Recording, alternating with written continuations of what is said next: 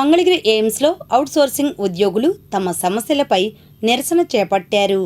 ఎయిమ్స్లోని OP విభాగం వద్ద ఉద్యోగులు బైఠాయించారు, నిరసన తెలిపారు. అనంతరం వారు మాట్లాడారు. లేబర్ కమిషనర్ను కూడా విజయవాడ నుంచి అసిస్టెంట్ లేబర్ కమిషనర్ గారు వచ్చారు. వచ్చి డైరెక్టర్ గారు కాన్ఫరెన్స్ హాల్లో మాట్లాడారు.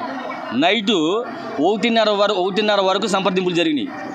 మా కంపెనీకి, మేనేజ్మెంట్కి, ఎయిమ్స్కి సంప్రదింపులు జరిపి లేబర్ కమిషనర్ గారు సంప్రదింపులు జరిపి సంతకాలు పెట్టించుకున్నారు. 7 సెట్లు మీద సంతకాలు పెట్టించుకున్నారు. అందరి చేత ఒప్పందం కుదిరినట్టు సంతకాలు పెట్టించుకున్నారు.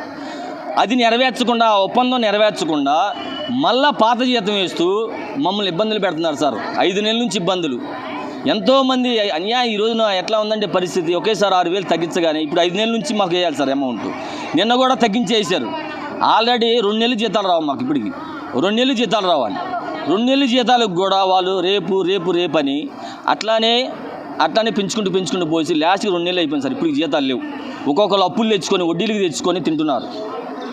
ఆ విధంగా నిజంగా వాళ్ళు టార్చర్ పెడుతున్నారు సార్. మెయిన్ ఎస్ఎంసీ వచ్చిన తర్వాత టార్చర్ ఎక్కువైపోయింది మాకు. మానసికంగా చక్కగా అందరూ డ్యూటీలు చేసుకునే వాళ్ళం పోయి, అలాంటిది మానసికంగా కొంగదీశారు సార్. కనీసం చెప్పిన మాట నిలబెట్టుకోలేని పరిస్థితి అయిపోయింది వాళ్ళు. మేము ఎన్ని అడుగుతున్నా కూడా రెస్పాన్స్ ఇవ్వట్లా. నిర్లక్ష్యం. 5 నెలల నుంచి నిర్లక్ష్యం. ఒకసారి మీరు కూడా ఆలోచించండి మీడియా వారు. 5 నెలల నుంచి నిర్లక్ష్య వైఖరి వాళ్ళు. వీళ్ళేం చేస్తారు, వీళ్ళేం చేయగలరు అనేది ఒకటి. అందుకని ఇవన్నీ కూడా మేము నిలబెట్టుకుని ఆల్రెడీ 14 days బిఫోర్లోనే మేము లెటర్ ఇచ్చామండి కంపెనీకి.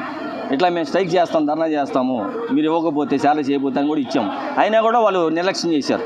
మాకు శాలరీ చేయలేదు. వేయకుండా 2 నెలలు, అంటే ఈ రోజుతో 2 నెలలు అయిపోయిందండి. ఇంతవరకు జీతాలు లేవు. వాళ్ళ పరిస్థితి ఏంటి, ఎట్లా ఉందంటే మా పరిస్థితి అగోఘోరంగా ఉంది. మా పరిస్థితి ఎవరికి చెప్పుకోలేని పరిస్థితి. ఈ ఇబ్బంది గురించి మేము ఒకసారి మీ ముందుకు వచ్చామండి. మళ్ళీ దాని ప్రకారం ఆ తర్వాత ఏఎల్సీ గారు, హాస్పిటల్ మేనేజ్మెంట్ డీడీఏ గారు వీళ్ళందరూ మమ్మల్ని 24వ తారీఖు నైట్ వరకు కూడా మిడ్ నైట్ 1 o'clock దాకా ఉన్నాం మేము ఇక్కడ అడ్మిన్ బ్లాక్లో. అందరితో మాట్లాడి మా ఎంప్లాయీస్ తరపున మొత్తం అందరి తరపు నుంచి ఒక అగ్రిమెంట్ కుదిరింది. ఏంటంటే ఈ నెల పెరిగిన జీతం, మార్చి జీతం పెరిగి అదేవిధంగా ఏప్రిల్ 30 లోపు పోయిన 5 నెలల నుంచి ఏదైతే ఏరియర్స్ పెండింగ్ ఉన్నాయో అవన్నీ కూడా ఏరియర్స్ వేస్తామని చెప్పారు. కానీ ఈరోజు 30, నిన్న 29వ తారీఖున మళ్ళీ 16,000 ఒకళ్ళకి, 17,000 ఒకళ్ళకి, 15,000 అంటే వాళ్ళ ఇష్టం అనమాట. వాళ్ళు దయాదాక్షిణ్యాలతో మాకు వేస్తున్నట్టుగా జీతాలు వేస్తున్నారు. మేము పని చేసినందుకు ఒక ఎంప్లాయీస్కి జీతం ఇస్తున్నట్టు ఇవ్వట్లేదు. వాళ్ళు 15,000 ఏంటి, 16,000 మాకు తోచినంత ఇస్తామని నిరూపించుకోవడానికి అంతంత అకౌంట్లో క్రెడిట్ చేశారు. నిన్న నైట్ పడింది శాలరీ. ఇదేంటి అని అడిగితే మళ్ళీ ఇంకో 1 week, ఇంకో 10 రోజులు టైం ఇవ్వండి. ఎందుకు ఇవ్వాలి? పోయినసారి 24న అగ్రిమెంట్ అయ్యింది.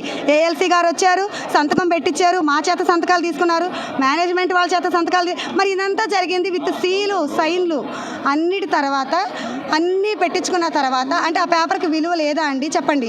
అంత అగ్రిమెంట్ జరిగిన తర్వాత మళ్ళీ 1 week 10 days ఎన్ని పేపర్లో సంతకాలు పెట్టినా వీళ్ళు మాకు చేసేటట్టు అనిపించట్లేదు. మాకు నమ్మకం లేదండి.